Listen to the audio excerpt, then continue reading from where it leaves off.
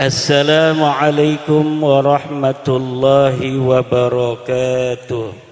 Alhamdulillahil malikil hakim, al-jawadil karimil azizir rahim, fattariqu ilaihi wadihul lil qasidin, waddalilu alaihi laihul lin nadhirin.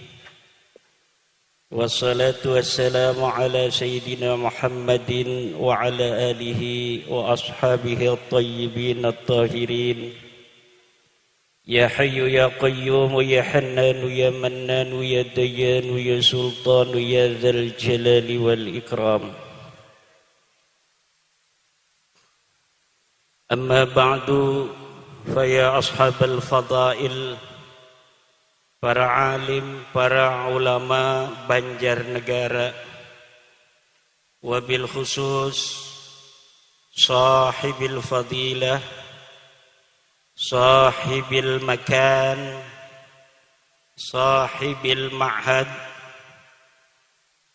Kiai Haji Sabur, Kiai Haji Sabirin, pengasuh pesantren As-Sabur, Ketua NU Banjarnegara, Ketua Ansor Banjarnegara, Ketua PWI Perjuangan Wali Songo Indonesia Banjarnegara, Kiai Haji Abdul Muhaimin, mata'anallah bituli hayati, para kesepuhan PWI LS Banjarnegara, Panglima PWI LS, Panglima Banser, Pagar Nusa, LPM, Lakspedam, Ketua-ketua MWCNU sekecamatan Banjarnegara, Muslimat Banjarnegara, Bapak dari Kepolisian Republik Indonesia, dari Tentara Nasional Indonesia, para ibu, para bapak, para wali santri Pondok Pesantren As-Sabur, hadirin ma'asyiral muslimin rahimakumullah.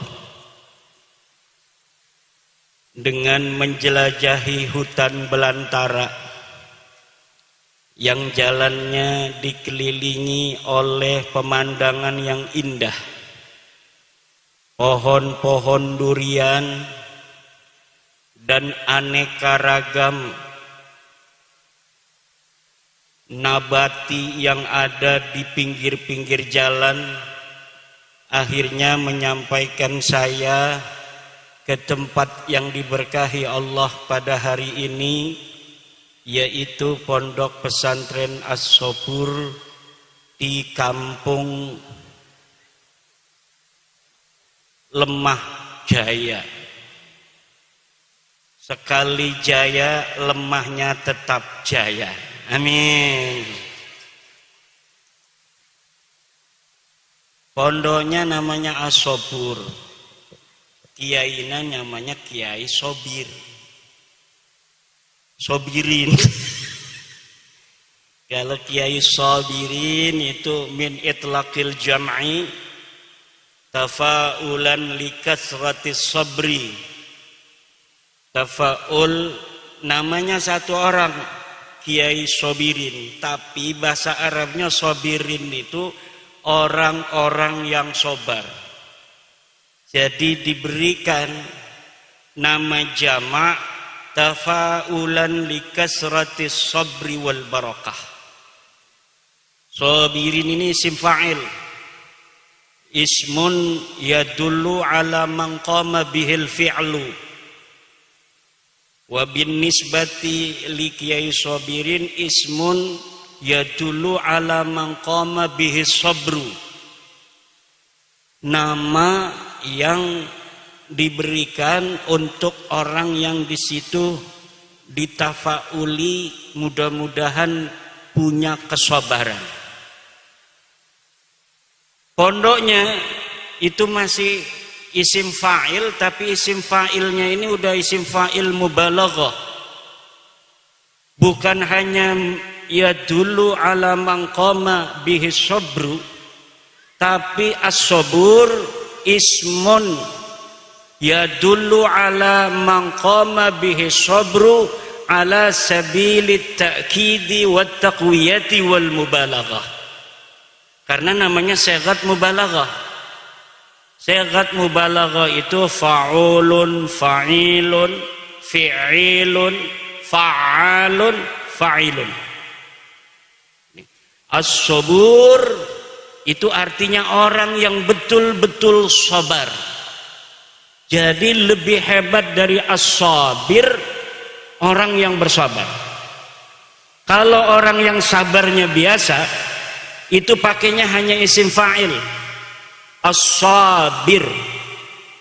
Tapi kalau sudah pakai as-sabur, ismun min asma'illahi ta'ala fil asma'il husna al-akhir, itu yadullu ala ma'na taqwiyati wat ta'kidi wal mubalaghah. Maknanya betul-betul kuat.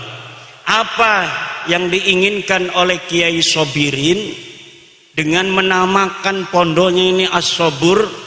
Santri-santrinya nanti punya kesabaran yang luar biasa, lebih dari gurunya. Karena semua kiai pengen muridnya lebih dari dirinya. Hada alimun hakikiyun. Guru yang hakiki, muallimun hakikiyun, huwa man arada ayyakuna talibuhu a'la minhu darajatan wa ilman. Orang yang menginginkan muridnya lebih baik dari dirinya, ilmunya dan derajatnya. Itulah kiai. Jadi kalau ada kiai dengar muridnya jadi kiai, bahagia banget. Kalau Habib dengar muridnya jadi Habib, marah dia. Betul apa tidak? Ada kabib dengar muridnya jadi kabib, marah enggak? Marah. Tapi kalau kiai dengar muridnya jadi kiai, luar biasa. Cuma ini lafaz as-sabur tidak ada dalam Al-Quran, yai. Jadi walaupun sighatnya mubalaghah, as-sabur itu tidak ada dalam Al-Quran. Yang ada dalam Al-Quran itu kisobirin. Innallaha ma'as sabirin. Allah itu bersama orang-orang yang sabar. Tapi ada sighat mubalaghah, satu sighat mubalaghah dari mustaq sabir, as-sabur, itu yang masuk dalam Al-Quran. Inna fi dzalika la ayatil likulli sabarin syakur. Ada itu. Pakainya sighat mubalaghah sabar. Sabar ini asal mulanya untuk orang yang ahli dalam bidang tertentu. Misalnya dia tukang ikan. Dia disebut samak, tukang ikan. Tukang ketawa, dohak, itu tukang tertawa. Jadi pakai wazan fa'alun, itu maknanya tukang. Nah, ketika kalimat makna menggunakan wazan fa'al, ini maknanya maha. Sabar, sangat sabar. Sabur, sangat sabar. Jadi sabur ada di dalam Asmaul Husna, tapi tidak ada dalam Al-Quran. Sabar itu ada di dalam Al-Quran. Walaqad arsalna Musa biayatina an akhrij qaumaka minadz zulumati ilan nur wa dzakkirhum bi ayyamillahi inna fi dzalika laayatil likulli sabarin syakur. Walaqad arsalna Musa, dan sungguh kami telah mengutus Musa bibayinatin, dengan ayat-ayat Allah, kitab-kitabnya, dalil-dalil yang nyata, hujah-hujah yang balighah. Untuk apa membawa hujah, membawa dalil? an akhrij qaumaka minadz-zulumati ilan nur, untuk engkau wahai Musa keluarkan kampungmu, orang-orang kampungmu, masyarakatmu dari apa? Minadz-zulumati ilan. Ini tugas risalah. Tugas apa?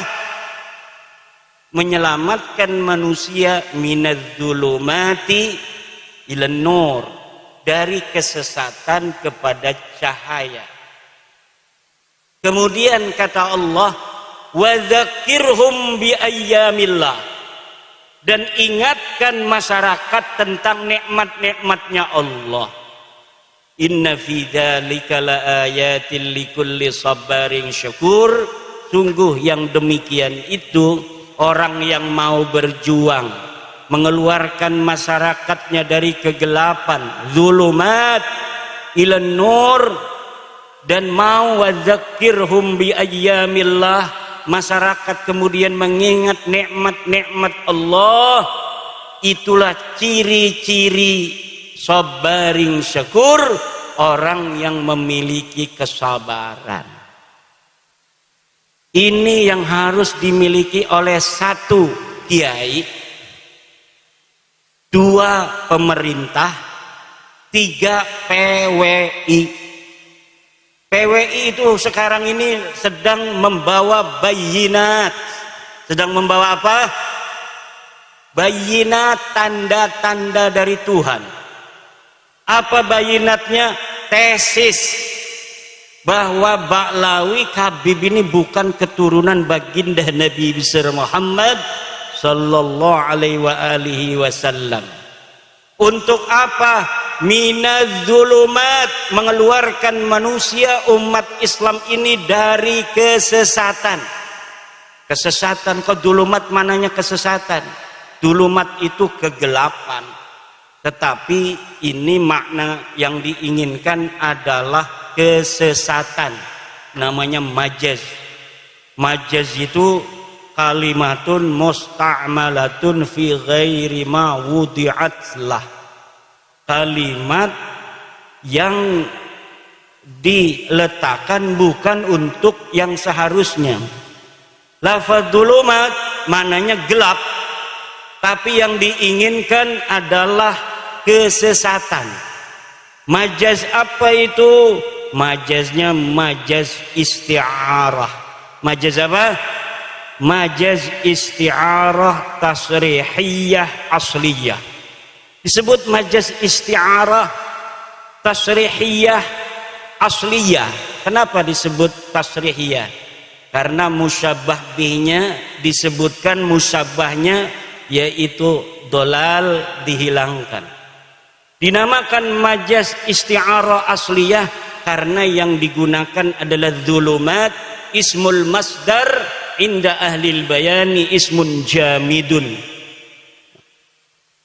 Keluarkan kaummu, masyarakatmu, warga NU minadz-zulumat, dari kesesatan. Ma huwa dzulumatu al-muradatu huna adalah kekafiran dan kesesatan, mengakui Fir'aun sebagai Tuhan. Jadi Nabi Musa ini punya tanggung jawab besar. Ada orang nong, kalau di Banten orang perempuan panggilnya nong, di sini apa? Nok, neng, mbak, mbok aja ya, mbak ya. Ini Nabi Musa diutus, ada seorang namanya Fir'aun. Namanya siapa? Ngakunya sebagai Tuhan. Ana rabbukumul a'la, aku adalah Tuhanmu. Dia manusia, dia makan, dia minum, dia punya istri, dia tidur, dia sakit, tapi dia mengaku Tuhan. Nabi Musa alaihissalam diutus oleh Allah untuk menghancurkan perbudakan Fir'aun, agar apa yang telah ditanamkan Fir'aun kepada orang Bani Israel di Mesir ketika itu hancur sehancur-hancurnya. Ilan nur, apa itu cahaya? al-hidayah. Apa itu hidayah? Yaitu kesimpulan ilmiah bahwa yang namanya Fir'aun bukan Tuhan. Kesimpulan ilmiahnya apa? Fir'aun bukan Tuhan. Mana dalilnya Fir'aun bukan Tuhan? Yang disebut Tuhan itu harus seperti Qul huwallahu ahad, dia satu-satunya, Allahus somad, tempat bergantung dalam keadaan apapun. Kita hidup di dunia penuh kesusahan. Ketika kita menghadapi berbagai macam kesusahan hidup, kita kembali kepada Allah. Mungkin ini sudah takdirku. Tempat bergantung yang terakhir, yang tidak ada lagi tempat bergantung selain Dia, Dialah Allah. Lam yalid wa lam yulad, Dia tidak beranak dan Dia tidak diperanakan. Sedangkan Fir'aun ini yalidu wa yuladu, dia punya anak dan dia juga diperanakan oleh ibunya. Masa iya orang yang keluar dari ibunya dianggap Tuhan? Masa iya orang yang tidur kalau dia capek dianggap Tuhan? Masa iya dia yang ketika terjadi suatu hal dia bisa sakit dianggap Tuhan? Maka Nabi Musa diutus untuk menghilangkan kegelapan, yaitu pengakuan saudara Fir'aun yang mengaku dirinya sebagai Tuhan. Akhirnya orang Bani Israel merdeka dari perbudakan Fir'aun yang mengaku dirinya sebagai Tuhan, dan akhirnya orang-orang Bani Israel mengakui hanya Allah Subhanahu wa ta'ala sebagai Tuhan semesta alam. Tapi ibu-ibu, ini luar biasa yang hadir sebelah kanan ini ada 5.000 ini, sebelah kiri 5.000, yang di depan saya cuma perempuan-perempuan cantik. Ini apa maksudnya ini Kiai? Kesana banyak orang, 5.000, kesini banyak orang, tapi saya disuruh ngadepnya ke sini, ngadepin kamera sama wanita-wanita cantik. Ini suatu indikasi bahwa Kiai Sobur ini menganggap saya doyan cewek.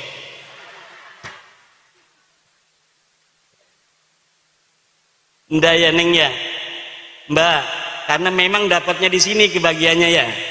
Alhamdulillah. Ini luar biasa ini Pak Kapolsek Padan Ramil di tengah hutan. Ini yang hadir bisa luar biasa.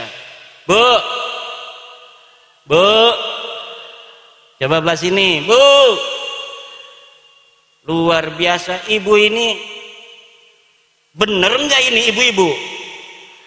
Jangan-jangan karena beliau ini ahli wirid, dia datangkan jin-jin agar pada hadir di sini.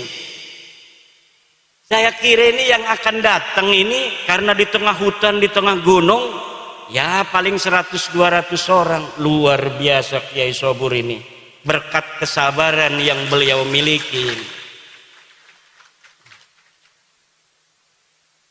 Akhirnya ketika Allah menjadikan Nabi Musa sebagai orang yang akan merungkadkan Fir'aun, ini Nabi Musa ditakdirkan kecilnya itu lagi bayi, diingu, dididik oleh Fir'aun itu yang akan dia rungkadkan. Makanya tidak heran hari ini yang menjadi pengurus PWI semuanya mantan-mantan kibin semua. Semuanya kibin-kibin semua yang sekarang jadi pengurus-pengurus PWI. Kenapa? Karena mantan-mantan kibin lah yang tahu bagaimana Fir'aun, taktiknya Fir'aun, kesesatannya Fir'aun, dan kelemahannya Fir'aun. Itu Nabi Musa tahu karena Nabi Musa dididik oleh Fir'aun. Mantan-mantan kibin di seluruh Indonesia yang hari ini membentuk PWILS, Perjuangan Wali Songo Indonesia. Kenapa dia begitu semangat? Karena dia tahu bagaimana itu yang namanya baklawi. Mantan-mantan kena dawir ini yang jadi pengurus nih. Kiai-kiai mantan kena dawir ini jadi pengurus dan jadi para kesepuhan PWILS. Muridnya kadang-kadang 2000, tapi dia bisa diakalin sama orang yang gak bisa ngaji. Jangankan ngaji kitab, itu Ba'lawi kadang ngaji Qur'annya aja dari kanan ke kiri. Bener ya, dari kiri ke kanan.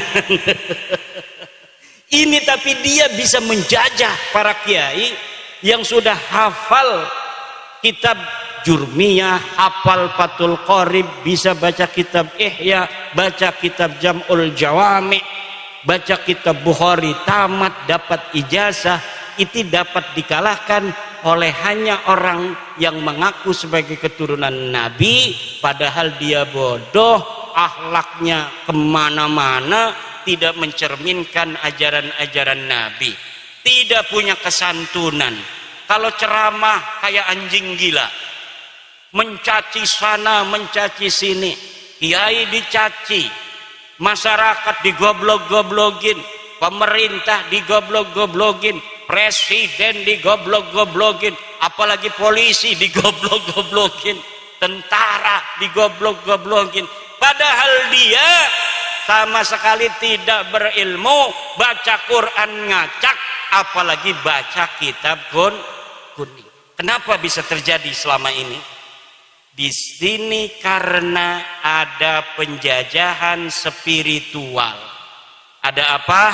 Penjajahan spiritual yang dibangun di atas kebohongan dan kedustaan, cerita-cerita palsu, sejarah-sejarah palsu yang kemudian ditanamkan di kita orang-orang Indonesia agar mempercayai mereka sebagai keturunan Nabi.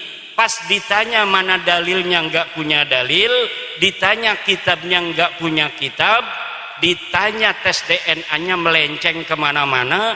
Jangankan sebagai keturunan Nabi, turunan Arab aja bukan.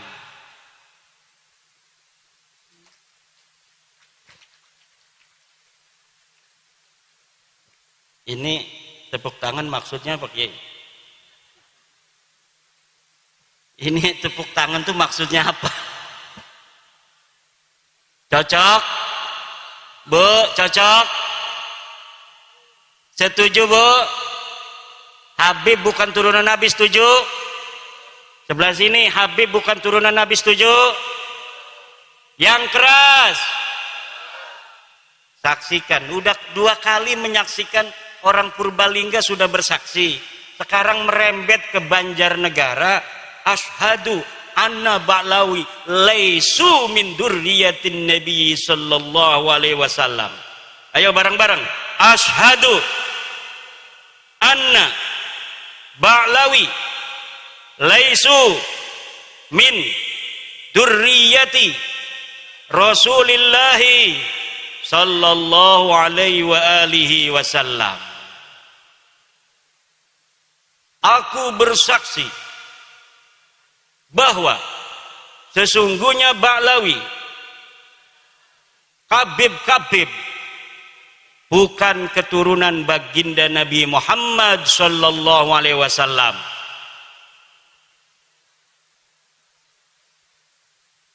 Dan ini bisa dipertanggungjawabkan secara ilmiah, zahiran wa batinan, dunia wa ukhra, di dunia dan di akhirat. Kenapa? Karena ini berbasis metodologis, epistemologis yang jelas. Dari kitab nasab yang sudah ditulis para kiai, para ulama masa lalu. Dari mulai abad ke-3 Hijriah sudah ada kitab nasab. Abad ke-4 Hijriah sudah ada kitab nasab. Keturunan Nabi semuanya itu dicatat, Bu. Rapi pencatatannya dari masa lalu. Tetapi tidak ada yang mengkonfirmasi leluhur Ba'lawi para kabib ini yang ada di abad ke-4 Hijriah yang namanya Ubaidillah. Tidak ada satupun ahli nasab yang kitabnya sekarang bisa kita baca itu di internet, karena zaman ini zaman kita bisa mengakses semua kitab-kitab masa lalu.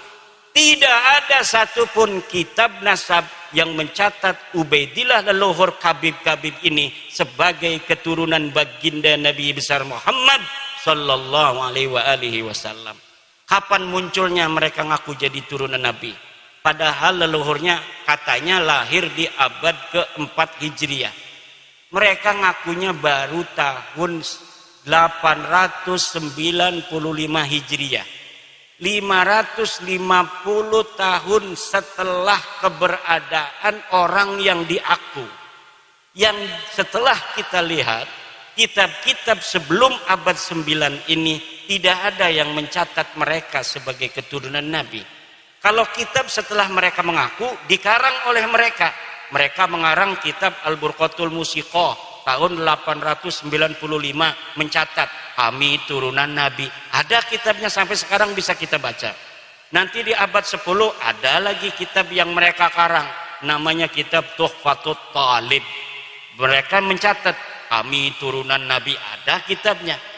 Abad ke-9 Hijriah ada, 10 Hijriah ada, 11 Hijriah ada dicatat. 12 Hijriah ada, 13 Hijriah ada, 14 Hijriah juga ada. Sampai sekarang ada. Mereka dicatat turunan Nabi. Tapi mulai dari abad mereka mengaku, sebelumnya tidak sama sekali dicatat mereka sebagai keturunan Nabi. Leluhur mereka yang katanya wali, faqih, muqaddam, sahib, mirbat, semuanya tidak terkonfirmasi sebagai keturunan Nabi. Bahkan menurut sejarah, kitab-kitab sejarah yang dapat kita baca di Yaman, tidak ada di Yaman orang yang bernama faqih muqaddam. Tidak ada di Yaman orang yang bernama Muhammad Sahib Mirbat. Tidak ada orang yang bernama Ubaid. Lalu mereka mencatat nama-nama itu berdasarkan apa? Berdasarkan menurut seorang peneliti dari barat yang bernama Alexander Knies, berdasarkan historical imajinatif, yaitu sejarah imajiner yang ditulis berdasarkan khayalan semata. Allahu Akbar. Kenapa sekarang saya menggunakan salah satu pendapat dari orang barat? Karena pendukung mereka namanya Rumel Abbas sekarang menggunakan orang barat, menggunakan kiai dari Mesir. Saya bantah, Syekh Ali Jum'ah tidak bisa jawab, itu orang Mesir. Orang Iran namanya Mahdi Rojai bikin video bahwa dia mendukung Ba'lawi sebagai cucu Nabi. Saya bantah, tidak berani jawab, tidak berani diskusi dari Iran. Ulama Iran tidak berani melawan ulama dari Jawa, Indonesia. Ulama Mesir tidak berani melawan ulama Jawa, Indonesia. Ulama Yaman tidak berani melawan orang Jawa, Indonesia. Siapa di dunia ini yang mau bela Balawi, silahkan daftarkan diri untuk melawan ulama dari Indonesia, putra Nusantara asli. Gak bakal ada yang berani. Kenapa tidak ada yang berani? Gak ada dalilnya. Kenapa tidak ada dalilnya? Ya memang palsu. Kenapa palsu? Ya memang bukan turunan Nabi Muhammad. Kalau bukan turunan Nabi Muhammad, turunan Nabi siapa? Nabi Adam. Sama sama saya, sama sama kiai, sama sama polisi, turunan Nabi Adam semua. Ya udah, kita udah, kata saya, kita bukan benci ente, Bib. Bukan benci, cuma ente salah. Ente bukan turunan Nabi, jangan ngaku-ngaku turunan Nabi lagi. Ayo kita, nggak apa-apa kamu bukan orang sini, haplogrupnya beda dengan kita juga. Kita anggap saudara di Indonesia. Tapi jangan bodohin anak-anak Nusantara, jangan ngaku-ngaku cucu Nabi, minta-minta duit, keliling-keliling dawir. Jangan minta-minta duit sama pengusaha untuk membangun sesuatu, membangun pondok dan lain sebagainya, padahal buat beli mobil. Udah sadar bahwa ente bukan cucu Nabi, nggak ada dalam kitab nasab, nggak ada di dalam kitab sejarah, tes DNA-nya orang Kaukasus, haplogrupnya G. Haplogrup G itu orang Kaukasus, sekarang yang banyak itu di daerah Turki, orang India di daerah Pakistan yang berbatasan dengan Afghanistan, suku Kalas. Ini Ba'lawi ini miripnya dengan orang suku Kalas di India, daratan India. Sekarang masuk ke Pakistan. Makanya wajahnya mirip wajah India. Dan siapa namanya itu, reporter dari Ba'lawi perempuan, Najwa Shihab, itu telah dites DNA 48% DNA-nya orang India. DNA-nya Najwa Shihab itu silakan lihat di Google, 48% orang India. Saya cari orang India yang garis lakinya itu haplogrup G, itu suku apa?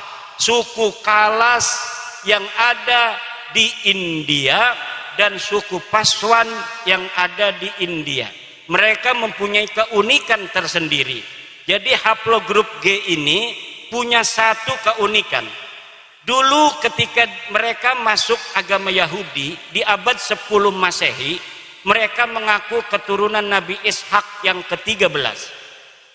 Ketika mereka ada di India, di Kalas, di dataran Pakistan sekarang, mereka mengaku keturunan Alexander Agung. Ketika ada di India beragama Hindu, mereka di suku Paswan mengaku sebagai keturunan daripada Dursusana. Ketika di Islam di Indonesia dan di Yaman, mereka mengaku sebagai keturunan baginda Nabi besar Muhammad sallallahu alaihi wasallam. Kayaknya haplogrup G ini kalau dia agama Kristen ngaku sebagai anaknya Yesus Kristus. Untung Nabi Isa nggak punya istri, nggak punya anak. Kalau Nabi Isa itu diriwayatkan punya anak, mereka banyak yang akan masuk Kristen mengaku sebagai keturunan Yesus Kristus. Sayangnya Yesus nggak punya anak. Di Indonesia mereka nyangkol-nyangkol juga kepada pahlawan-pahlawan Indonesia. Ada yang mengaku keturunan Hamengkubuwono. Ada yang mengaku sebagai keturunan Sunan Giri. Jalur lakinya kami dari Ba'lawi, jalur perempuannya dari Sunan Gunung Jati. Ada yang ngaku ke Banten. Kebetulan saya ini salah satu nasabah di Banten sejak 2012. Jadi sudah agak hafal seluruh keturunan-keturunan Sultan Banten dan di mana adanya komunitas keturunan Sultan Banten. Ada seorang Ba'lawi ngaku keturunan Sultan Banten dari ibunya katanya. Dari siapa? Dari Pangeran Mesir bin Sultan Ageng Tirtayasa. Saya langsung hubungi keturunan Sultan Mesir yang ada di Pontang, dekat dengan Kresek, masuk Kabupaten Serang. Betul nggak ada susunan nasab seperti ini yang dari keluarga Pangeran Mesir? Ini bohong Kiai, ini palsu. Palsu. Mereka mengaku keturunan Jogja dari Hamengkubuwono II. Saya teliti, saya konfirmasi kepada peneliti nasab di Jogja, palsu. Ngaku Sunan Giri, palsu. Ngaku apa saja, ngaku kiai, ngaku ulama. Masa ulama nggak suruh baca kitab dari kiri ke kanan? Selama ini yang dibicarakan berarti bukan berdasarkan ilmu, berdasarkan hafalan anak-anak mau tampil pidato itu. Mau tampil pidato dia hafalin gitu. Tapi ndak mondok, sehingga dia nggak paham. Ilmu itu bukan apa yang dihafal, tapi apa yang dipahami di dalam sukma.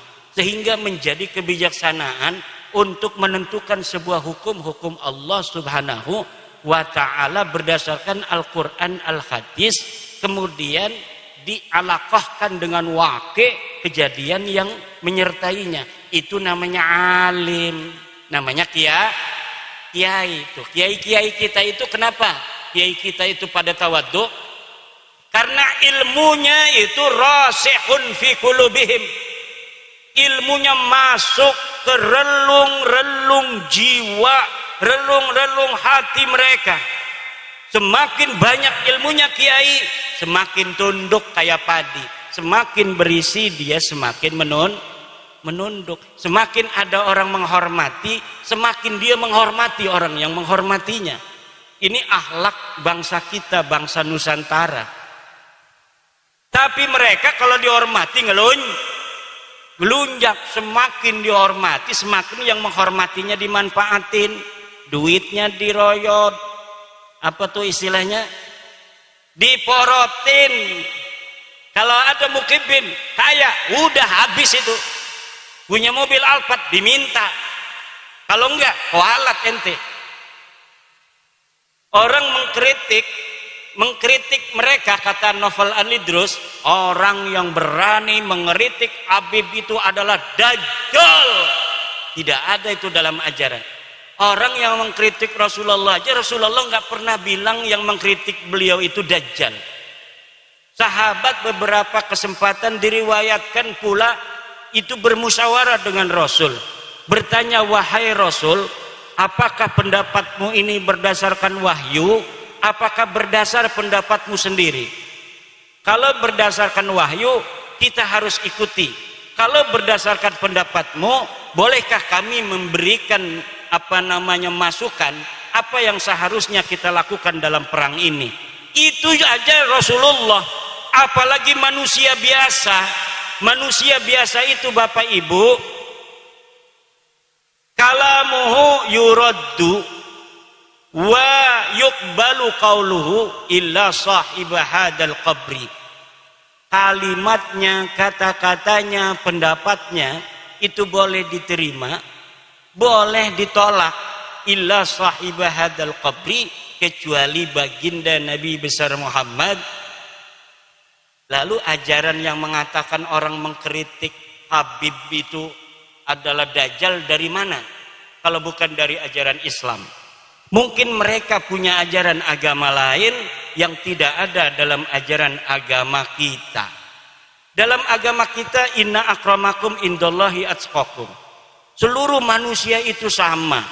Sesungguhnya orang yang paling mulia di antara kalian adalah orang yang paling bertakwa. Kata mereka yang paling mulia adalah kabaib. Walaupun tidak ibadah, walaupun tidak sholat, walaupun tidak alim, mereka tetap mulia. Karena kemuliaan mereka adalah zat. Sedangkan orang alim, kiai, polisi, presiden, itu sifat kemuliaannya.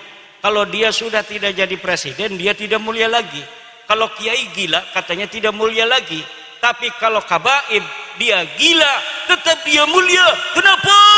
Karena di dalam dirinya ada darah Rasulullah. Dulu tuh nggak laku lagi, Beb. Jangan ngomong-ngomong gitu lagi. Nanti diketawain orang Banjarnegara. Nanti diketawain orang Purbalingga. Nanti diketawain anak-anak Nusantara. Anak Nusantara hari ini sudah tahu ente bukan turunan Nabi. Kalau ente ngomong dengan ilmu kita terima. Tapi kalau ente ngomong lagi dengan doktrin-doktrin, tidak ada lagi tempat bagimu. Karena bangsa Indonesia hari ini sudah ceras, sudah cerdas, sudah mempunyai pencerahan bahwa sesungguhnya kemuliaan manusia di mata Allah hanyalah berdasarkan takwa, bukan berdasarkan nasab. Tujuh, Bu? Siapapun, anak siapapun bisa jadi apapun di negara kita yang tercinta Indonesia. Siapa anak-anak dari kampung ini di atas hutan yang pengen jadi presiden Indonesia, sekolah.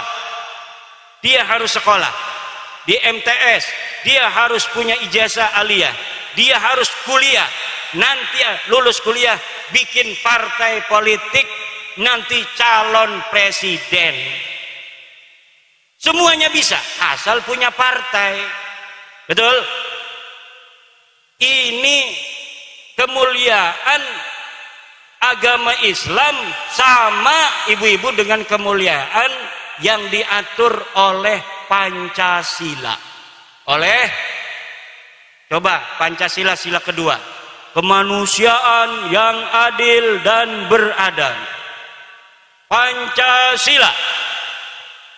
Satu, ketuhanan yang Maha Esa. Dua, kemanusiaan yang adil dan beradab. Tiga, persatuan Indonesia. 4. Kerakyatan yang dipimpin oleh hikmah, kebijaksanaan, permusyawaratan, perwakilan. 5. Keadilan sosial bagi seluruh rakyat Indonesia. Yang diem aja HTI itu. Ini yang diem HTI ini. Coba sila kedua, Mbak. Mbak, nggak usah lihat-lihat foto dulu, nanti digedein aja. Sekarang dengerin. Sila kedua, kemanusiaan yang adil. Apa artinya? Kemanusiaan kita ini bagi Indonesia adil. Apa artinya? Semuanya sama bagi Indonesia, bagi Undang-Undang Dasar 45, bagi Pancasila. Tidak ada bedanya di dalam negara Indonesia. Dia yang bernasab turunan raja, dia yang bernasab turunan nabi, dia yang bernasab turunan wali songo, dia yang bernasab turunan tukang jahit, dia yang bernasab turunan TNI, dia yang bernasab turunan petani, pedagang, pendeta, kiai. Di depan Indonesia semuanya sama, anak-anak Indonesia.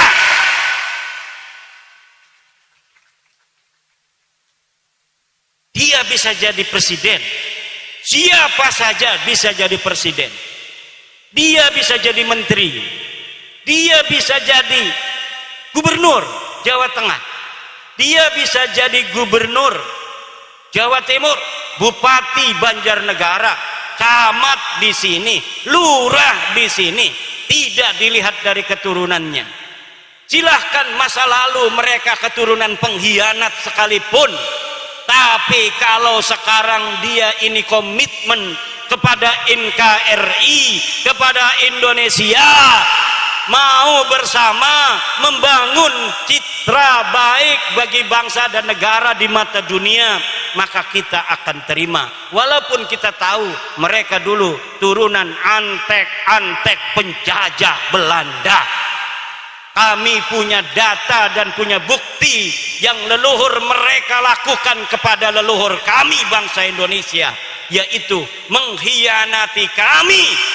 Berbagai macam peristiwa sejarah telah membuktikan leluhur-leluhur bangsa Indonesia yang menginginkan kemerdekaan, siapa yang mengkhianati, kami mencatatnya. Tapi kami akan hapus semua itu kalau kalian mau mawas diri, kalian mau bersama untuk membangun negara ini hari ini.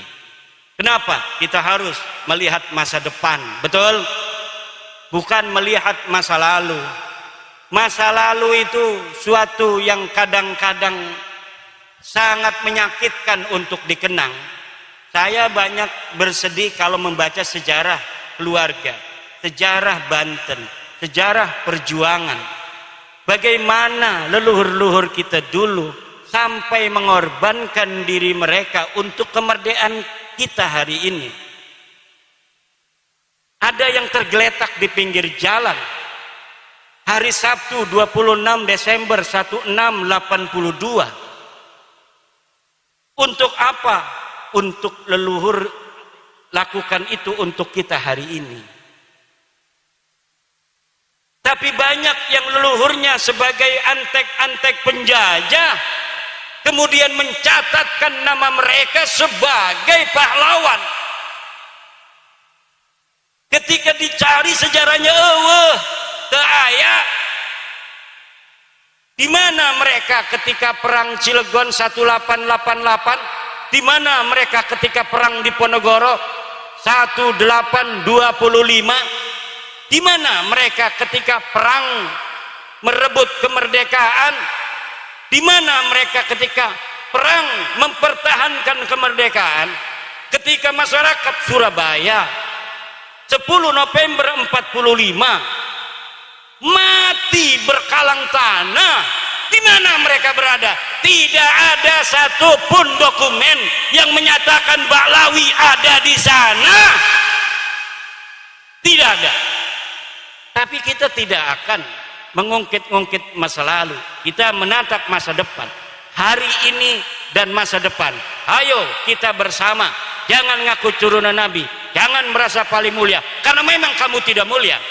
Tidak ada yang pantas kamu banggakan. Kamu ngaku turunan Nabi, bukan turunan Nabi. Kamu mengaku orang berilmu, bukan orang berilmu. Wani adu. Kamu ngaku sebagai orang soleh, tidak soleh. Banyak yang kemarin ketangkep itu ngebegal motor, betul? Tukang malak-malak kiai, malak-malak orang.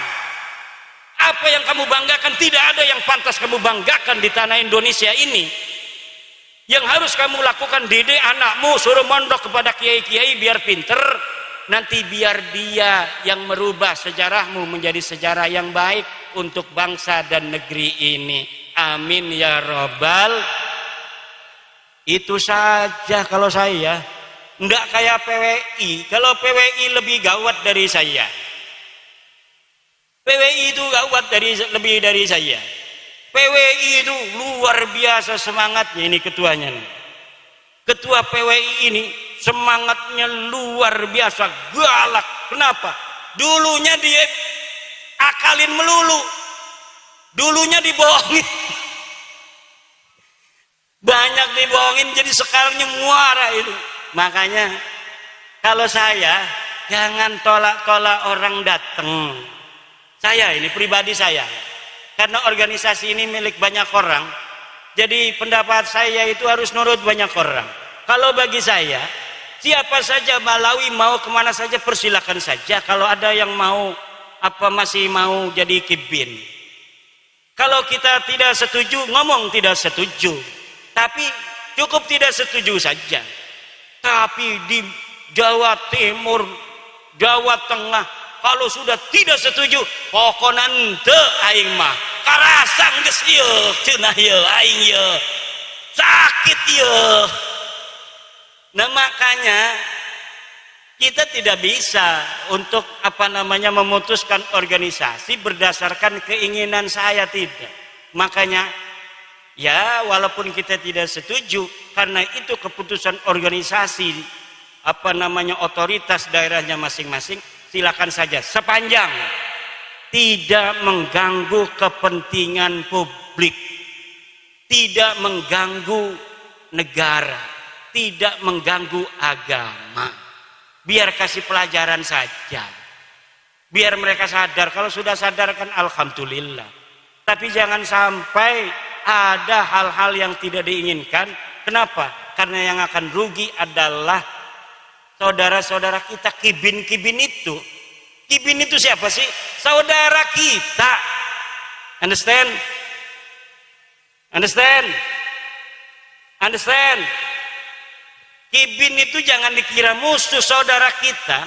PWI ada untuk mereka. Kalau mereka nggak merasa terjajah loh. Orang yang belum dalam kesadaran itu walaupun dijajah nggak merasa dijajah. Dia diperbudak, nggak merasa diperbudak.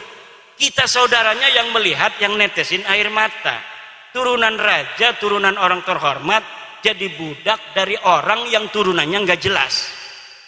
Turunan pahlawan-pahlawan Indonesia yang dulunya ahli perang, yang dulunya ahli mempertahankan negara, sekarang dibodohin oleh turunan wayang.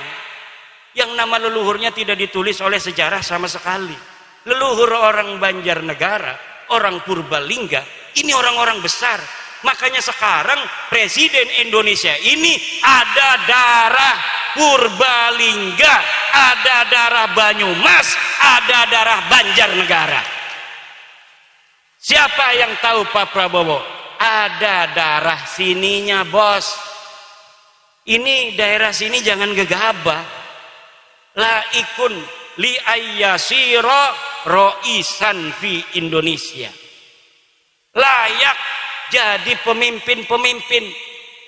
Dulu orang Solo pernah presiden orang Solo, betul? Pak Harto, Pak Jokowi. Sekarang giliran orang Banyumas, Purbalingga, Banjarnegara yang punya presiden.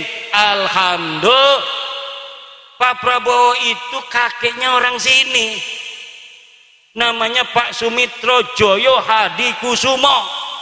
Harus bangga jaga negara ini karena salah satu putra terbaik daerah sini jadi Presiden Republik Indonesia. Alhamdulillah. Ini menunjukkan siapapun anak-anak Banjarnegara bisa jadi presiden. Siapapun anak-anak Banjarnegara bisa jadi gubernur Jateng. Kalau kemarin itu Pak Ganjar dengan Pak Prabowo, itu orang sini semua kakeknya. Betul? Pak Ganjar Purbalingga ya? Purbalingga. Pak Prabowo orang Purbalingga, Banyumas, Banjarnegara, leluhurnya itu pernah jadi bupati-bupati. Itu kalau siapapun yang jadi, Pak Ganjar yang jadi, yang menang orang Banjarnegara. Wong Kresek kalah. Yang jadi Pak Prabowo yang menang orang Banjarnegara, Purbalingga, Banyumas. Ini patut disyukuri bahwa ada putra kita, saudara kita yang jadi Presiden Republik Indonesia. Makanya harus bantu negara. Bagaimana caranya? Hai PWI, jaga keamanan negara kita Republik Indonesia. Kalau perang mah perang. Orang sini jagonya perang. Understand? Siapa yang mendampingi Pangeran Diponegoro perang melawan Belanda? Dia orang Banjarnegara, orang Banyumas, orang Purbalingga. Makanya kenapa di sini banyak di tengah-tengah hutan begini kiai-kiai pelarian zaman dulunya.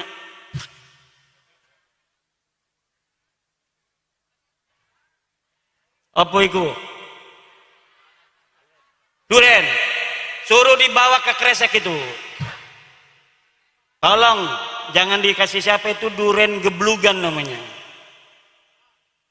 Hah? Nangka. Ini pelit ini. Alasan aja nangka. Semalam saya udah dikirim. Saya di penginapan dikirim sama Kiai Muhaimin. Duren. Alhamdulillah. Ini durennya masih seger bener. Kalau perempuan ini perawan ini.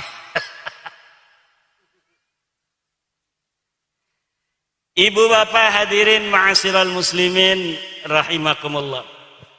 Maka cara berpikir umat Islam hari ini yang baik tetap kita jaga. Al-muhafadzah 'alal qadimis salih wal akhdhu bil jadidil aslah.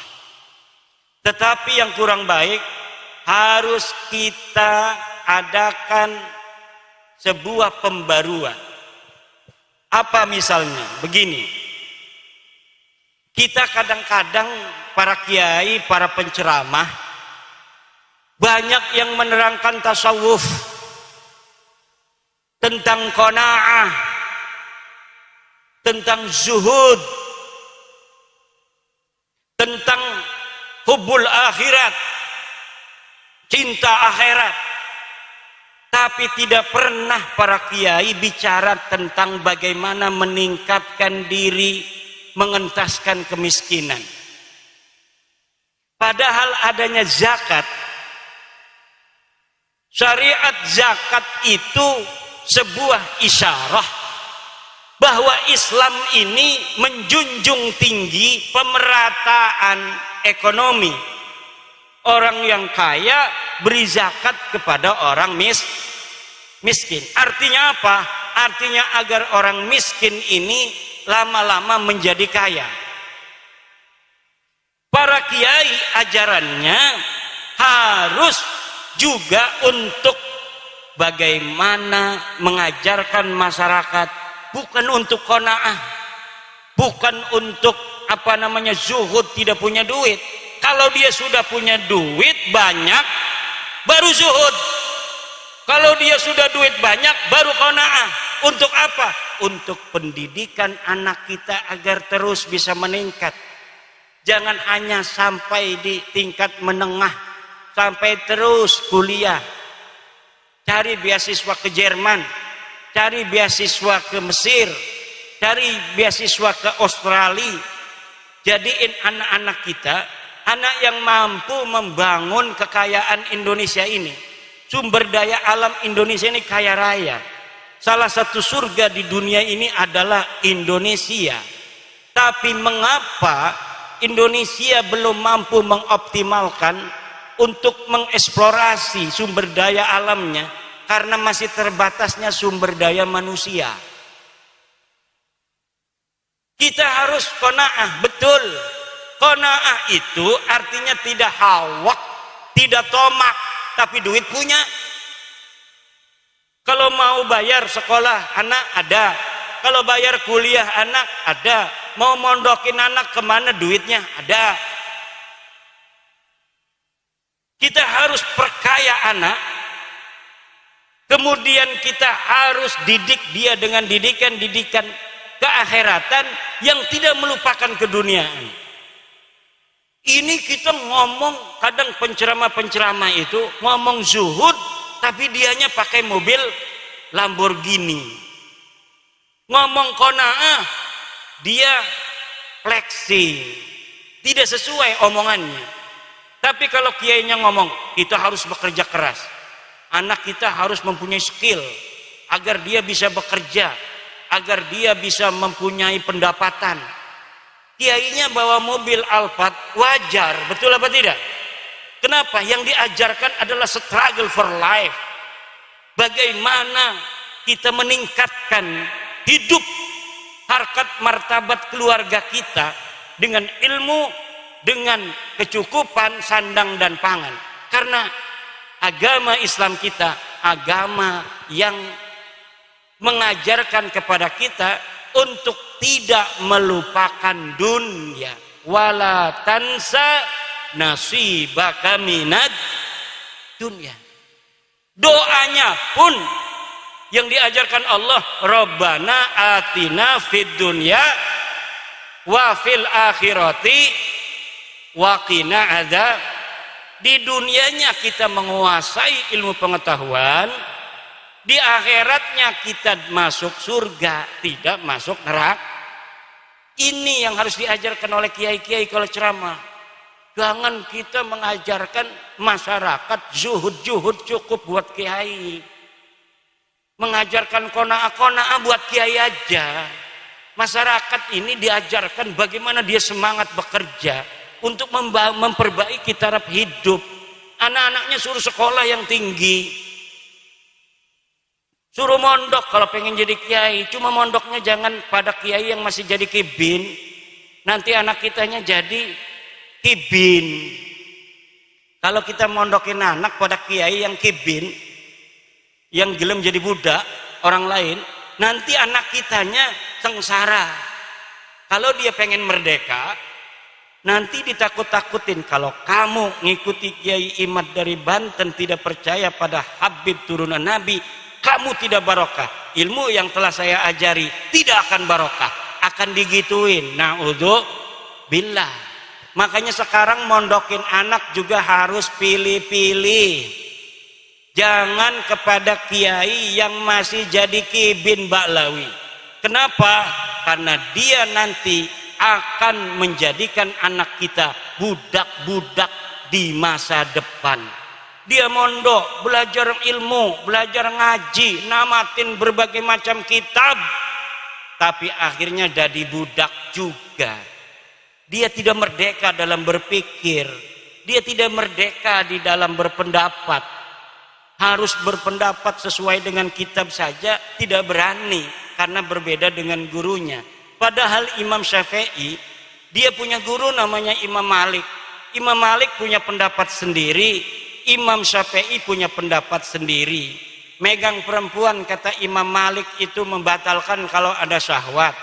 Kalau kata Imam Syafi'i, walaupun tidak ada syahwat, kalau megang perempuan wudunya batal. Kata Imam Ahmad bin Hambal, muridnya Imam Syafi'i, juga begitu. Kata Imam Hanafi, tidak batal. Kita punya wudu, megang perempuan tidak batal. Karena apa? karena makna dari aula mastumun nisa mulasamah bimakna al-jima' itu adalah apa namanya itu majaz. Lamas mulamasa adalah majazun minal wiqa, makanya batal wudunya kalau habis bersetubuh sama istri. Kalau tidak bersetubuh sama istri, wudunya tidak batal, kata Imam Abu Hanifah. Nah, perbedaan itu antara murid dan guru itu sudah biasa dari zaman dulu. Kita madhabnya Imam Syafi'i, kalau punya wudu ibu dipegang sama suami, ibu batal, suaminya batal. Megang anak masih bayi, dakarnya anak masih bayi, batal ibu walaupun masih bayi, karena yang membatalkan memegang dakarnya laki-laki walaupun anak sendiri, apalagi punya bapaknya, batal itu. Punya anaknya aja yang masih bayi batal. Tapi kalau antara mulamasah antara laki-laki dan perempuan, menurut kita Imam Syafi'i, megangnya dengan syahwat, tidak dengan syahwat, dipaksa, tidak dipaksa, kalau bersentuhan batal. Karena zahirnya mulamasah adalah bil basyarah, dengan kulit. Menurut Imam Abu Hanifah, kalau tidak jima itu tidak batal. Jadi kalau megang perempuan, istrinya salaman, tidak batal wudunya. Menurut Abu Hanifah. Perbedaan pendapat yang telah diajarkan oleh ulama-ulama kita masa lalu, sekarang mau dirubah. Kalau beda dengan gurunya, tidak percaya kepada nasabnya para kabaib nisbah turun Nabi, dianggap tidak barokah. Inilah yang melawan tradisi para ulama masa lalu yang tidak diajarkan oleh agama Islam. Maka pondok-pondok pesantren harus ada pembaruan mindset, cara berpikir. Ini zaman ini sudah modern, Pak. Ini zaman sudah modern. Kita ini lahir, saya ini belum ada listrik. Di kampung saya lahir 76 belum ada listrik. Di sini ada listrik belum? Sekarang tahun berapa adanya, Yai? 93 baru ada listrik ke hutan ini. Di kampung saya baru ada listrik 87. Tahun 87 masih gelap gulita nyantai itu. Setelah itu memasuki 88 itu baru ada listrik. TV baru pakai listrik, tadinya pakai aki. TV-nya gede jadinya kecil kalau akinya habis kan. Nah sekarang ada telepon masuk, ada HP, sekarang ada Android, ada YouTube, ada WhatsApp, ada Line, ada Twitter. Hari ini kejadian di Amerika, kebakaran itu Los Angeles, California. Hari ini juga kita tahu, ini di Amerika ada 10.000 rumah para artis hangus terbakar. Allah. Harganya satu rumah berapa? 7 juta dolar Amerika. Berapa itu 7 juta dolar Amerika satu rumah? Itu sama dengan 200 miliar kurang lebih. Harga satu rumah itu di Los Angeles, California itu 200 miliar hangus semalam. Jumlahnya berapa? 10.000 rumah. Kenapa itu? Karena Allah sudah takdirkan Los Angeles itu kena badai api. Jadi hutan-hutan mereka itu ada yang terbakar satu, kemudian merembet sampai ratusan hektar, kemudian melalap rumah-rumah yang ada di sekitarnya. Rumahnya itu rumah kelas genset semua. Bukan genset, apa namanya itu? Jet set. Kalau genset kita listrik mati pakai genset ya. Ini jet set. Rumahnya para artis. Ibu tahu Hollywood? Itu Hollywood itu adanya di LA. Di Los Angeles, Amerika.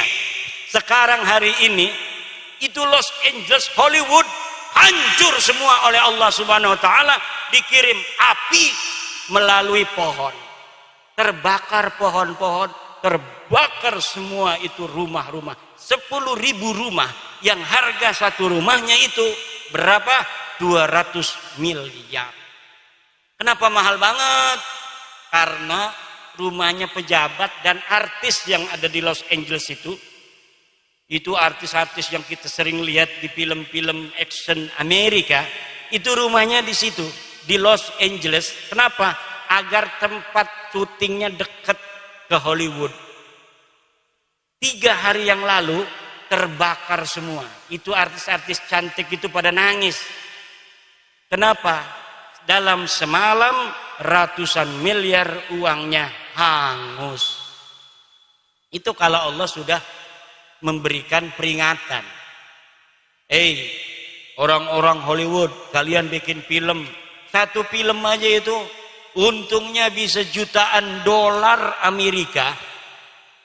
Artisnya dapat bagian honor yang tinggi, tapi kalau Allah mau, dalam semalam saja semuanya hilang, tidak berbekas lagi. Makanya kita alhamdulillah hidup di Indonesia ini, baldatun thayyibatun warabur. Itu orang-orang Mesir bikin sebuah tulisan jannatun fil ardi, surga di bumi. Apa maksudnya? Indonesia. Seorang ulama besar dari Mesir pernah ke Indonesia, dia pulang kemudian mengarang sebuah kitab judulnya Jannatun fil ardi, surga yang ada di bumi. Maksudnya adalah Banjarnegara, Indonesia. Kita makan buah apa aja ada, Bu. Neng, yang udah pernah umroh, di Mekah banyak makanan, betul? Banyak buah-buahan juga. Ada nggak pohonnya? Nggak ada. Itu impor semua. Kita makan apel di Mekah itu impor. Kita makan jeruk itu impor. Kita makan pisang itu impor. Kalau orang nggak punya duit nggak bisa juga makan apapun. Tapi di Indonesia kita terjun aja tuh ke hutan itu tuh di belakang tuh. Ada duren, ada kidongdong, ada ketokak, ada sintrong, macem-macem. Walaupun misal kita ini di embargo oleh dunia, saya yakin kita bisa makan walaupun hanya dedaunan. Gak bakal kelaparan. Kenapa? Tuhan telah memberi dan telah mempersiapkan untuk kita makan. Zaman dulu, ini satu pulau Jawa ini kerajaannya macam-macam. Itu masing-masing mempunyai otoritas politik. Ini tidak boleh masuk ke sini sembarangan, ini tidak boleh jual ini sembarangan. Walaupun negara-negara kerajaan zaman dulu itu, kerajaan Mataram beda, kerajaan Surabaya beda, kerajaan Banten beda, itu masing-masing mampu untuk swasembada pangan. Masing-masing mereka bisa menghidupi rakyatnya untuk tidak kelaparan. Sekarang Pak Prabowo mau menggalakkan kembali swasembada pangan. Kenapa? Karena hari ini, tahun-tahun kemarin kita ternyata masih impor beras dari Vietnam, impor beras dari Thailand. Kita banyak sawah, tapi ternyata beras yang kita beli di pasar itu sebagiannya dapat impor dari Thailand, dari Vietnam. Kata Prabowo, kalau begitu kita harus swasembada, ketahanan pangan harus kita galakkan kembali. Bagaimana caranya? Karena setelah diukur semua sawah yang hari ini ada di Indonesia, kalau panen memang tidak cukup untuk seluruh orang yang hari ini semuanya makan nasi. Kalau dulu ada yang masih makan jagung, Dulu masih ada yang makan sagu. Sekarang saudara kita di Papua aja sudah makannya nasi. Maka sawah sekarang minus. Pak Prabowo mempunyai sebuah program hutan-hutan di Kalimantan, sebagiannya akan dijadikan sawah-sawah dan kelapa sawit. Bagus tidak? Bagus tidak? Bagus kata kita. Tapi hari ini langsung dapat perlawanan dari pelestarian hutan. Jadi aktivis-aktivis pelestarian lingkungan, aktivis lingkungan menolak gagasan Pak Prabowo untuk menambah sawah-sawah baru di Indonesia. Hutan-hutan ditebang untuk dijadikan sawah, dijadikan kebun sawit. Kenapa? Katanya itu merusak hutan, merusak lingkungan. Ada aja yang model begini masih pikirannya. Lingkungan ini diciptakan Tuhan untuk manusia. Kalau manusia butuh untuk sawah, tebang hutannya, bikin sawah, betul. Jangan mikirin yang madnunah. Kita ini maslahah muhaqqaqah yang jelas. Cara berpikirnya pemimpin itu maslahatun muhaqqaqah.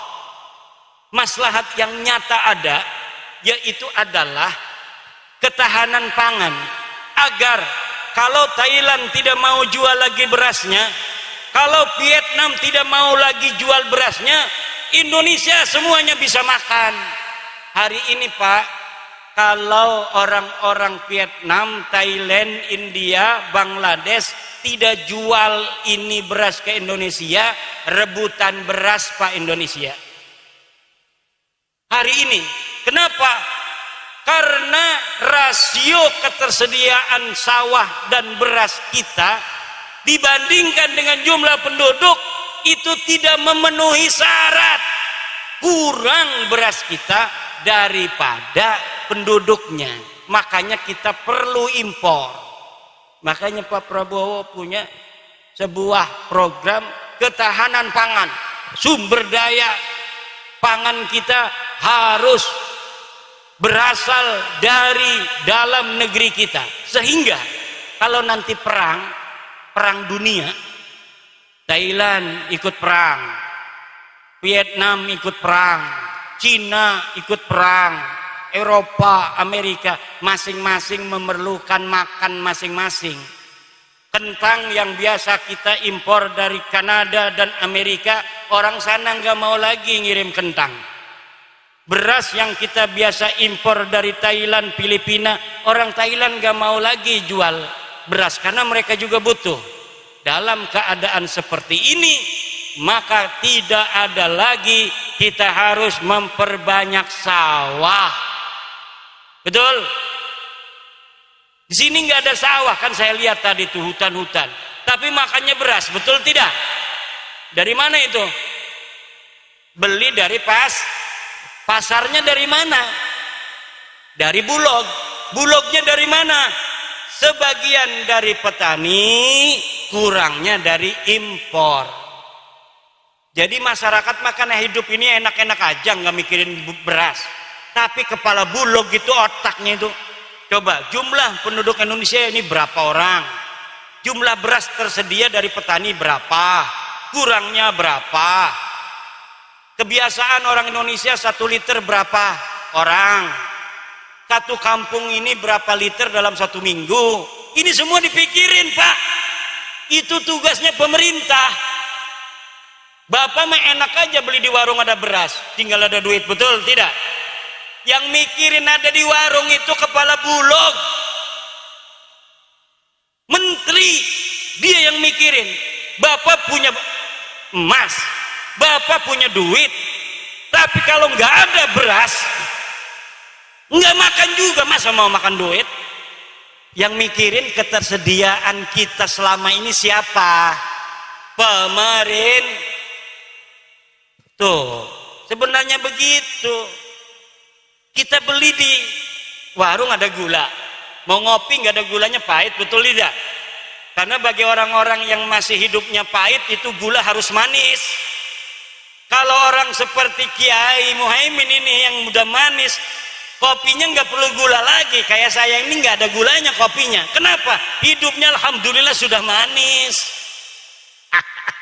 Padahal kalau makan gula bahaya. Bagaimana gula bisa tersedia itu? Dipikirin oleh Menteri Perdagangan. Bu, kita mah kan beli, ini ada mahal sekarang, mahal katanya kan. Padahal cara mengadakannya aja sudah puyeng gitu.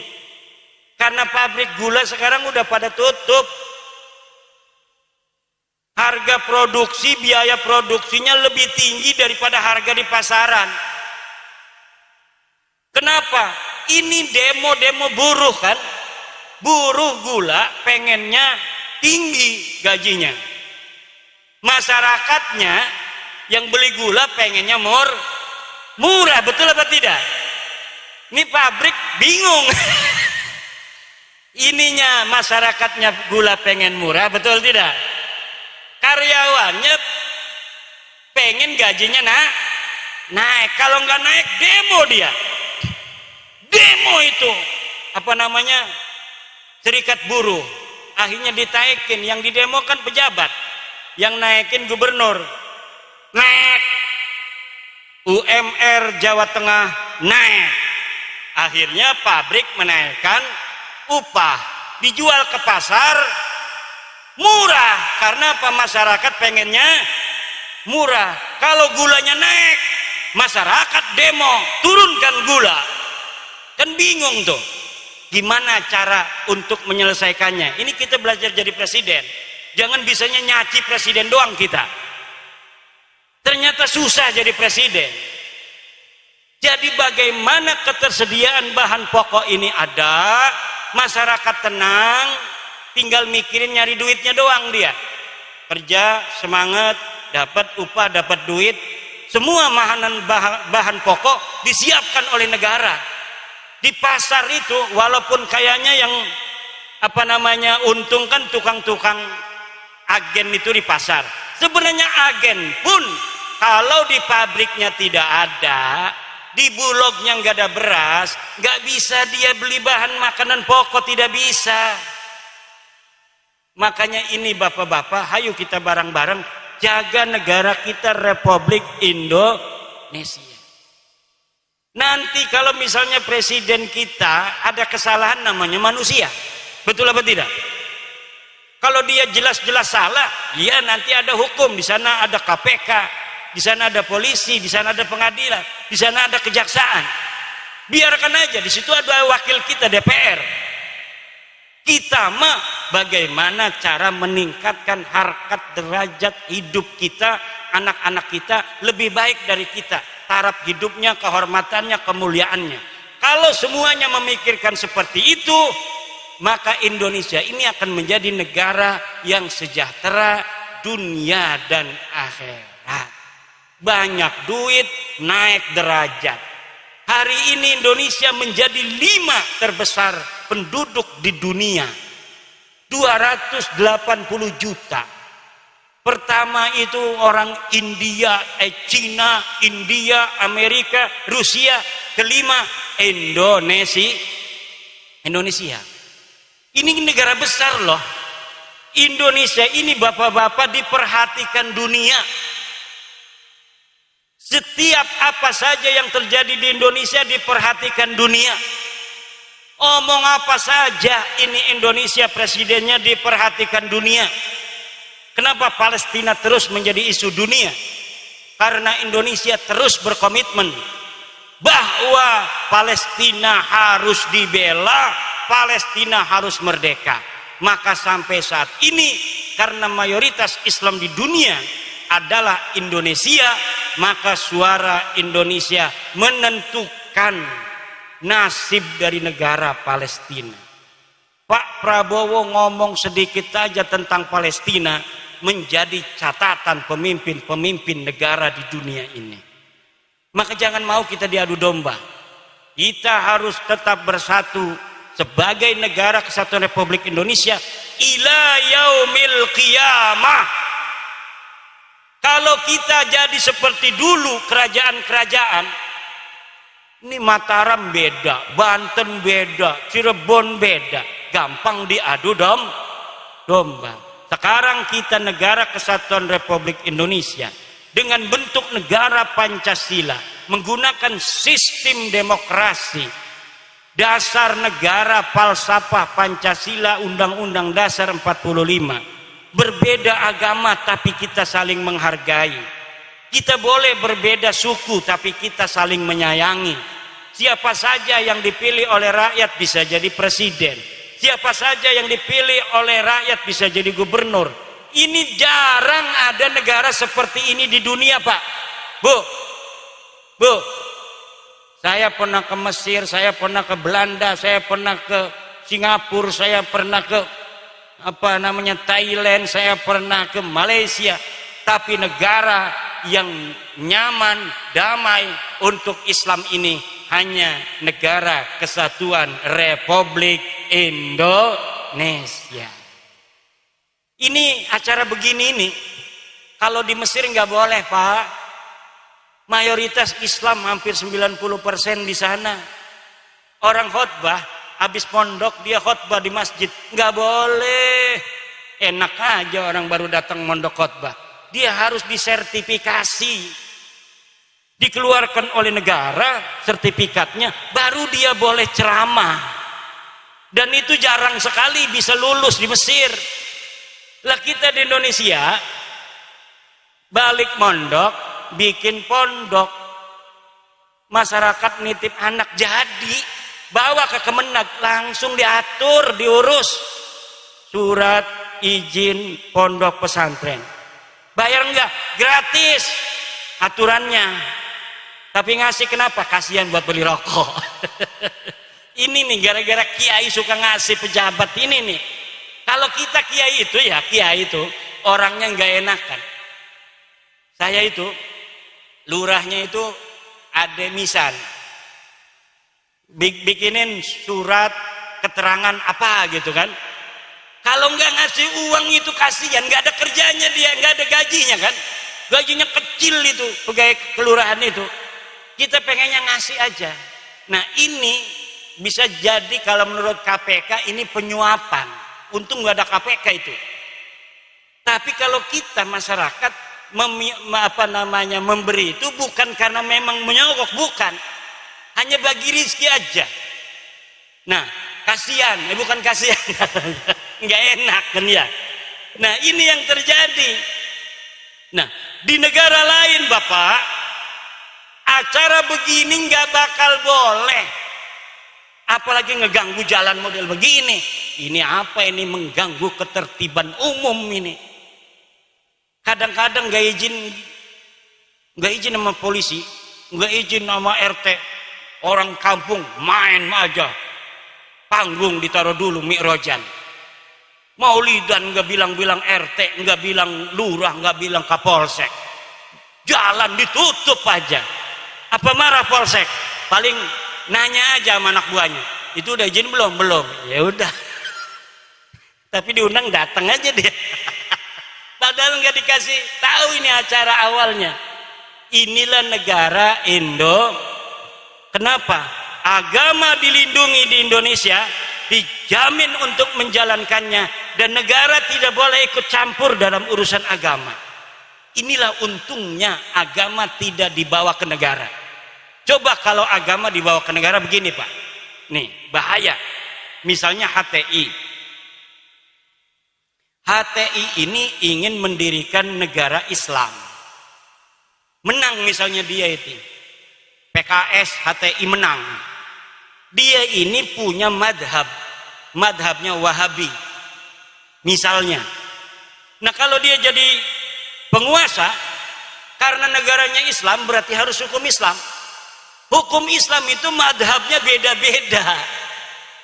Madhab yang mana yang mau mereka taruh di negara Indonesia Islam mereka itu? Pasti yang sesuai dengan madhab mereka. Nah kalau sesuai dengan madhab mereka berarti Wahabi. Sedangkan 98% di Indonesia ini umat Islamnya NU, Ahlussunnah wal Jamaah. Nanti harus ganti semua, akan terjadilah kekacauan chaos, Pak. Kenapa? Karena agama yang dijadikan sebagai konstitusi itu mengikat, kalau tidak harus dihukum. Kalau sekarang, Bu, sekarang agama kan dipegang otoritasnya sama para ulama yang nerangin yang namanya zina haram, orangnya harus dirajam. Ngomong doang kiai mah, orang zina harus dirajam, ngomong doang, betul tidak? Ngomong doang. Kenapa? Karena dalam kitab Madhab Syafi'i begitu diajarkan. Tetapi terserah negara mau merajam silahkan, negara mau menjara silahkan, negara maunya menjara. Nah, maka dipersilahkan. Nah, jadi ulama ini tidak dosa. Dia nerangin bahwa ini orang berzina harus dirajam sampai mati, tapi negara mengatakan dihukum 2 tahun. Ya terserah negara, orang dia itu ulul amri. Tapi kalau nanti PKS HTI menang, ya mungkin tiap minggu habis Jumat itu ada orang mati dipukulin sama batu. Kenapa begitu? Ya karena negaranya sudah mengatakan dirinya sebagai negara Islam. Negara Islam versi apa? Wahabi. Nanti pagi-pagi setiap masjid ada polisi 1. Siapa yang kunut, pegang, penjara 6 bulan. Kenapa kunut di penjara? Karena tidak sesuai dengan madhab penguasa. Penguasanya Wahabi. Subuh nggak boleh pakai kunut. Siapa yang pakai kunut dipegang polisi. Jadi polisi yang kadang-kadang nggak sholat juga suka megangin orang sholat nanti. Ini bahayanya ini. Terus lagi nanti sekarang ini Pak, menentukan hari raya itu Muhammadiyah beda, NU beda, negara nggak ikut campur. Yang percaya NU lebaran dengan cara NU, yang ikut Muhammadiyah lebaran harinya sama dengan Muhammad, silahkan saja. Yang penting negara mengamankan, tidak ada boleh terjadi kekacauan. Tapi nanti kalau HTI jadi misal, ya harus ikut. NU melawan, nggak mau ikut-ikut pakai hisab. Nanti dipegangin kiai-kiai itu, kiai Sobur ini, kiai Sobirin dipegang. Karena apa? Dia pakai ru'yat, sedangkan negara harus pakai hisab. Ini akan terjadi banyak kekacauan. Kalau begitu kiai, memang sebenarnya gimana harusnya? Dalam Islam itu tradisi kita Ahlussunnah wal Jamaah bahwa daulah negara itu hukumnya wajib ada, tetapi bentuknya diserahkan kepada manusia sesuai dengan keadaan dan kondisinya masing-masing. Yang penting tujuan didirikannya negara yaitu menjaga kehidupan dunia dan kehidupan akhirat yang disesuaikan oleh fikih itu bisa dicapai. Yaitu 1, urusan dunia harus rapi. Orang yang memiliki hak tidak boleh diganggu oleh orang lain. Orang yang punya motor nggak boleh diambil orang lain dengan tidak hak. Kalau diambil dipegang oleh polisi. Itu diatur kan sudah. Yang kedua tentang agama. Diberi kebebasan orang untuk menyembah Tuhannya masing-masing. Diberikan di Indonesia ini. Orang Islam menyembah Allah. Orang Kristen menyembah Yesus. Orang Hindu menyembah Tuhannya, orang Buddha menyembah Tuhannya, orang Konghucu menyembah Tuhannya, orang kepercayaan menyembah kepercayaannya masing-masing. Lah itu diatur oleh negara dan dilindungi. Makanya ini negara Pancasila suatu saat akan menjadi model negara yang akan dicontoh oleh seluruh negara-negara di dunia. Kenapa? Hanya model Pancasila inilah yang adil dan beradab. Yang adil dan beradab. Ibu bapak hadirin mbak rahimakumullah, ini sudah jam, Masya Allah sudah jam 12. Ini tidur lagi ketua PWI, gimana? ini wakil ketua umum PWI lagi ceramah, jangan tidur. Ini kiai ini ngejagain ini PWI Purbalingga dengan PWI Banjarnegara, ngejagain saya itu luar biasa. Padahal enggak apa-apa, cukup polisi juga cukup. Ini kita ini negara yang aman damai, siapa saja bertindak apa saja ada konsekuensi hukumnya. Tenang aja PWI, yang penting jaga itu mukibin, jangan sampai terus jadi mukibin. Merdekakan dia minaz zulumati ilan nur. Agar apa? Agar dia menjadi manusia merdeka sesuai dengan perkataan Sayyidina Umar bin Khattab, ummahatukum waladnakum ahrara fala takunu abidan li ghairikum. Ibumu melahirkanmu dalam keadaan merdeka, maka janganlah engkau jadi budak dari selainmu. Tidak boleh manusia diperbudak oleh orang lain secara spiritual. Dimasukkan di dalam pikirannya bahwa engkau orang rendah dan kami adalah orang-orang mulia. Engkau keturunan rendah, kami turunan mulia. Tidak ada di dalam Islam. Di dalam Islam manusia kemuliaannya tidak dilihat dari keturunannya, tapi dilihat dari takwanya. Tinggi derajat manusia di sisi Allah dilihat dari ketinggian ilmunya. Yarfa'illahu alladhina amanu minkum walladhina utul ilma darajat. Ini semangat yang harus dipegang oleh PWI. Cintai kibin-kibin itu, ajak mereka untuk merdeka. Jangan jadi orang-orang yang berada di dalam kekuasaan spiritual jiwa orang lain. Wallahu huwal muwaffiqu ila aqwami thariqin. Wassalamualaikum warahmatullahi wabarakatuh.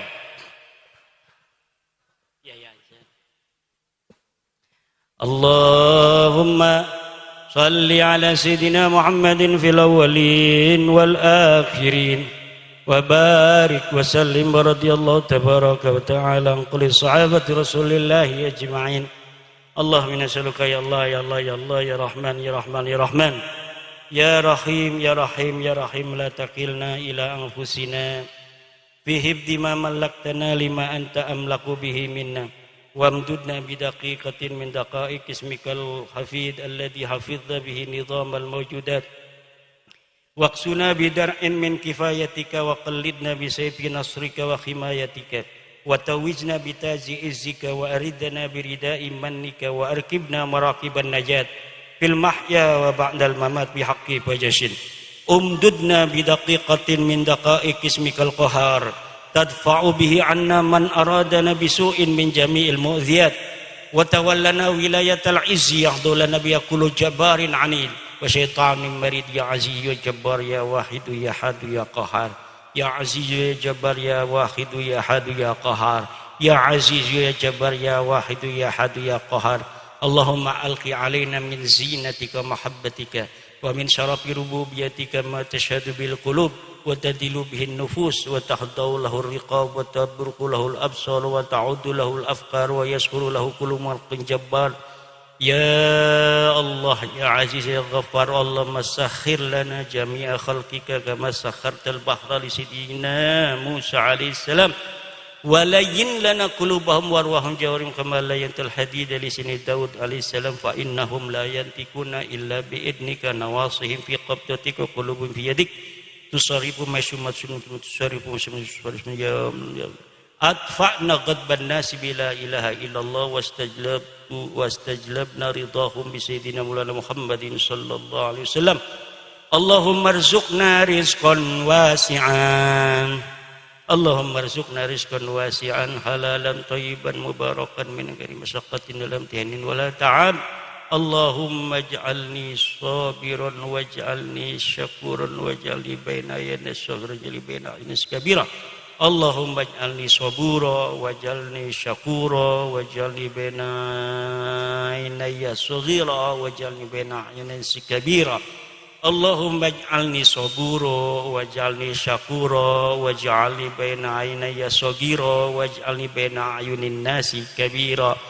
Allahumma ij'alna wa auladana wa azwajana wa dzurriyyatina wa tullabana min awliyaikal muqarrabin wal ulama'il amilin ar-rasikhin al-abidin az-zahidin al-mutawaddi'in al-maftuhin al-marzuqin al-mahbubin al-mujahidin at-tahirin.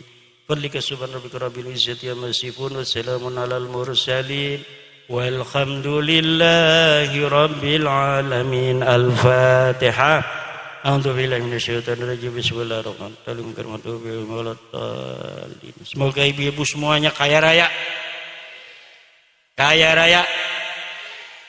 Yang lagi hamil, mudah-mudahan anaknya jadi presiden Republik Indonesia. Assalamualaikum warahmatullahi wabarakatuh.